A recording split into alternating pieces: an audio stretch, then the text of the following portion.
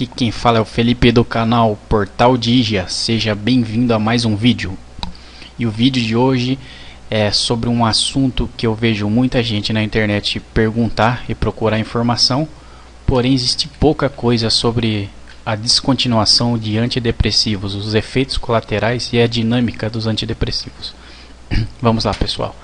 Bom, primeiramente vamos a uma introdução. O que são os antidepressivos? Os antidepressivos são substâncias que possuem como princípio terapêutico o tratamento de doenças de fundo emocional, como depressão, transtorno bipolar, ansiedade, síndrome do pânico, fobia social, transtorno obsessivo compulsivo.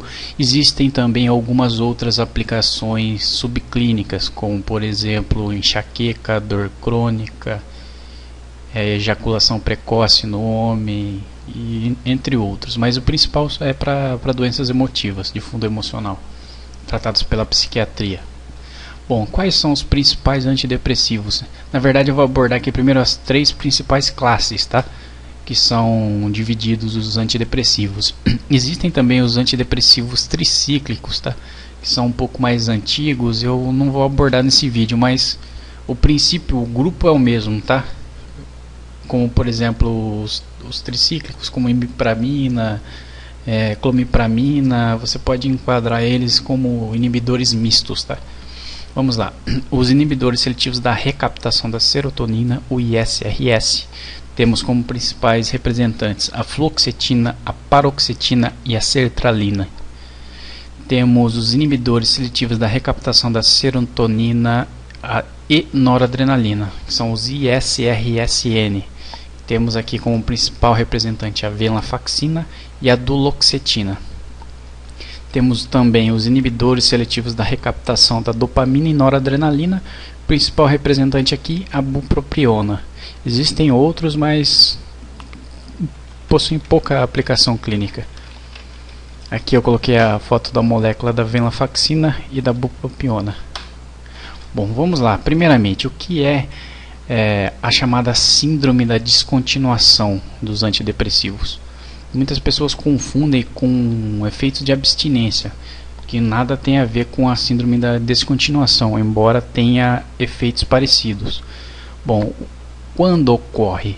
A síndrome da descontinuação ocorre quando o paciente interrompe de forma brusca o tratamento com antidepressivos ou diminui a dose de forma brusca, reduz a dose pela metade em um intervalo de tempo muito curto.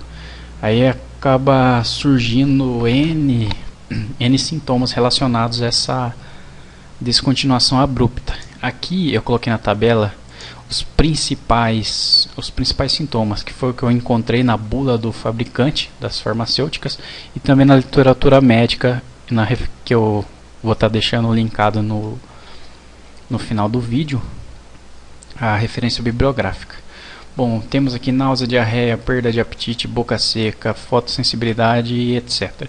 Eu poderia destacar aqui, pela experiência, que os principais são náusea, perda de apetite, fotossensibilidade, cefaleia é muito comum, dor de cabeça, ocorrência de pesadelos e sonhos vívidos também é muito comum mesmo, tanto no início do tratamento com antidepressivos, bem como na retirada. Insônia, excesso de sonolência, desorientação espacial também é muito comum, o prejuízo no equilíbrio, na coordenação motora, sensação de desmaio, né? Perda de memória, vertigem, que também está totalmente relacionado ao prejuízo com o equilíbrio e desorientação espacial. Muitas pessoas sentem choques elétricos, isso aqui também é muito comum, choques elétricos intracranianos, né? A pessoa tem a sensação de estar sentindo um choque, né, na coluna e no cérebro, apatia, fadiga e etc. Bom, pessoal, por que e como ocorre essa síndrome de descontinuação? Eu coloquei aqui ao lado apenas uma imagem para ilustrar. Ela está em inglês, se você ler inglês você vai conseguir interpretar um pouquinho melhor, mas é só para ilustrar. Eu vou usar alguns termos e você pode dar uma olhadinha aqui. Bom, por quê? Primeiro nós temos que entender quais são os mecanismos de funcionamento dos antidepressivos. Aqueles 3 grupos grandes lá que eu citei no começo do vídeo, eles possuem mecanismos de ação muito parecidos, então eu vou tratar de forma genérica.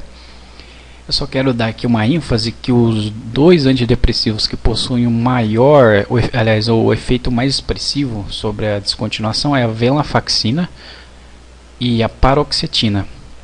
Um é um ISRNS e o outro é um IRSS. E vamos lá.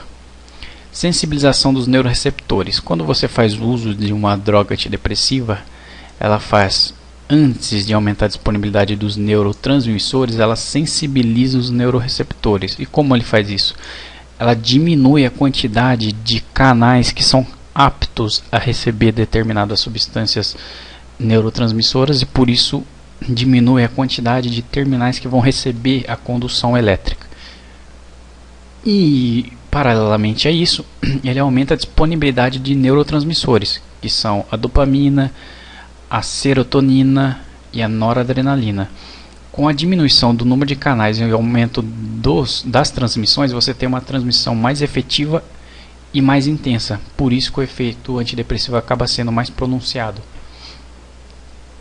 E quando você cessa o uso da droga, você tem um número de neurotransmissores que vão receber esses sinais muito reduzido e você também vai diminuir a recaptação dos neurotransmissores, ou seja, você vai ter pouco canal para receber e pouca substância para fazer o impulso elétrico. Por isso que vem todos aqueles sintomas. Lembrando que a serotonina, que é o principal neurotransmissor envolvido, ele engloba várias atividades no nosso corpo, além do humor. Ela controla a ejaculação no homem, controla o orgasmo, controla o equilíbrio, o apetite, a sensibilidade à dor e o estado emocional também. Então, quando você mexe nesse sistema de serotonina, você acaba abarcando vários outros sistemas que não correspondem só ao emocional. Por isso, uma lista de sintomas aqui tão grandes e distintos. Agora, outra coisa que é muito comum as pessoas acabam parando de tomar a medicação antidepressiva sem a orientação do psiquiatra ou do médico que está fazendo o tratamento.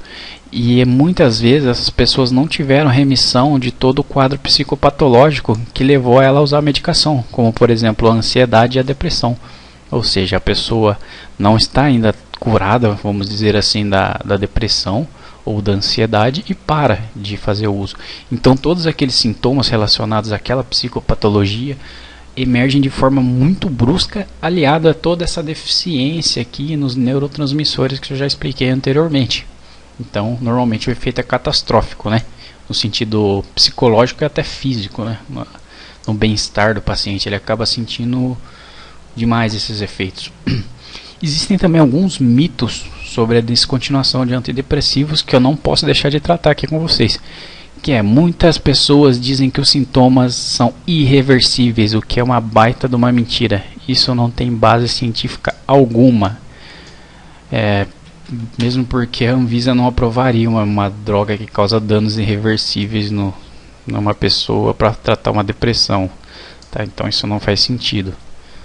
E dependência, todos sabemos, pelo menos nós da área de saúde sabemos que os antidepressivos não causam dependência. Os atuais não, aqueles que eu citei no início do vídeo. O que ocorre mesmo é uma síndrome de descontinuação. Por quê? Porque seu cérebro acaba funcionando de forma diferente e você corta esse fluxo de forma brusca, vamos dizer assim, de forma simplificada, e acaba forçando o corpo a se adaptar, e essa adaptação leva ao surgimento de alguns sintomas que com o tempo podem acabar sendo incômodos, né? Levando à sensação de que o sintoma está sequelando a pessoa, o que não é uma verdade, né?